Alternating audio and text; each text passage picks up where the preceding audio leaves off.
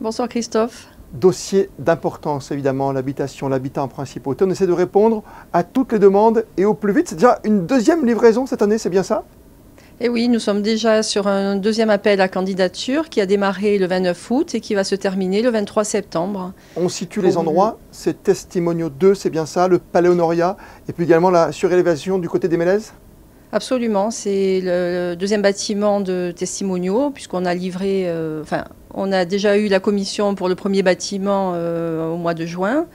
L'immeuble devrait être livré en fin d'année. Et là, donc, on a le deuxième appel de cette année pour la deuxième tour qui s'appellera aussi Tour Reseda, le Palais Honoria et les surélévations des Mélèzes. Et bien entendu, comme à l'accoutumée, tous les autres logements disponibles de restitution ou les éventuels refus. Avec évidemment une commission d'attribution avec des principes qui sont très stricts mais qui sont connus. On peut envoyer son dossier par exemple par écrit ou sur Internet, c'est encore mieux? Alors il y a plusieurs possibilités depuis l'année dernière où on a désormais la possibilité de faire acte de candidature via un téléservice. Donc cette année pour le renouvellement évidemment, mais déjà l'année dernière pour une première demande. Il y a donc le téléservice sur l'espace dédié. Il y a à l'aide aussi de M-Connect, il y a cette possibilité-là. Et bien sûr, on a toujours la possibilité de faire la demande via un formulaire. Il y a beaucoup de confort quand même, hein, quand on a envie de disposer d'un appartement à Monaco. On le sent, il y a du confort dans tout aujourd'hui, parce qu'il y a un confort pour l'écriture, vous l'avez dit, pour vous aider dans vos démarches. Et puis il y a un confort aussi sans cesse renouvelé à Monaco, mais avec un petit plus encore, et l'arrivée par exemple de cuisine équipée cette année. Absolument. Donc on a désormais les cuisines équipées dans cet immeuble-là. On avait eu une première expérience en 2021 pour un petit immeuble Picapera rue de la Source. Mais depuis une dizaine d'années, déjà les Jardins d'Apolline, on a de belles prestations dans les appartements qui sont du carrelage façon parquet dans la partie nuit, des éléments suspendus dans les salles de bain, les salles d'eau. On a évidemment du double vitrage et on a même du triple vitrage cette année dans la tour Testimonio sur l'arrière du bâtiment. Sylvie aussi, vous venez de dire quelque chose qui est vraiment remarquable pour tous ceux qui vont pouvoir accéder à ces nouveaux appartements. C'est que cette cuisine équipée, je vous pose la question, c'est naïf, mais ça veut dire que cuisine équipée, il y a un frigo, il y a un lave-linge, il y a un lave-vaisselle?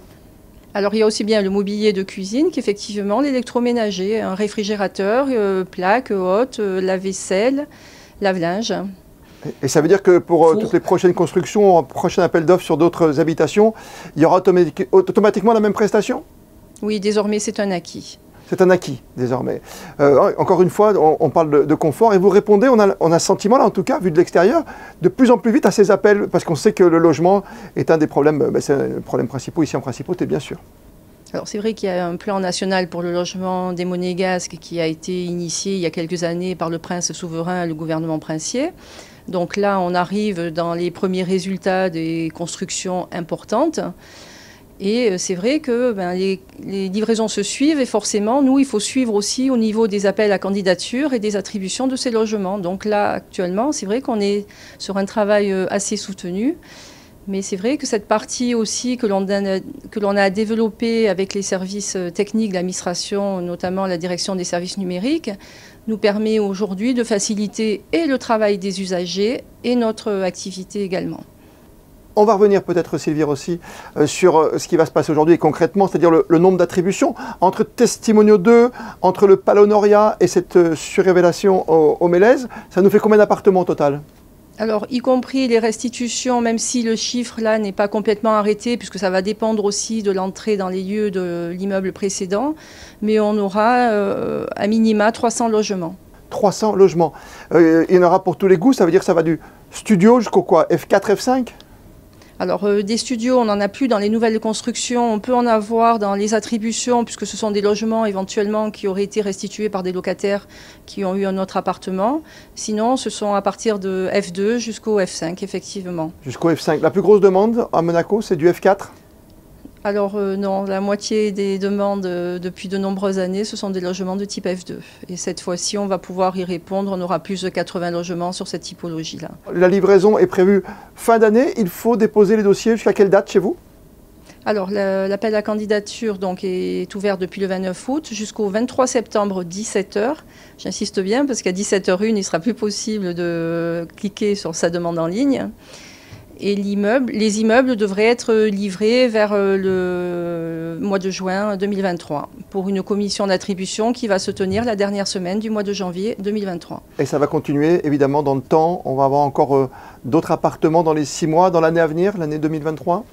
Absolument, on aura encore un nouvel appel à candidature dans le printemps, avril-mai, je n'ai pas encore les dates exactes, pour une commission au cours du dernier trimestre. Et là, on attaquera la partie IDA, à la Condamine. Avec ce plus, on disait Sylvie Rossi, ces cuisines équipées, vous l'avez dit, du sol au plafond, bien sûr, ces placards, ce lave-vaisselle, ce lave-linge, ce frigidaire, ce qui est impressionnant. Et finalement, quelque part, c'est aussi un moyen d'aller un peu plus vite quand on veut restituer ou redonner l'appartement à quelqu'un d'autre ?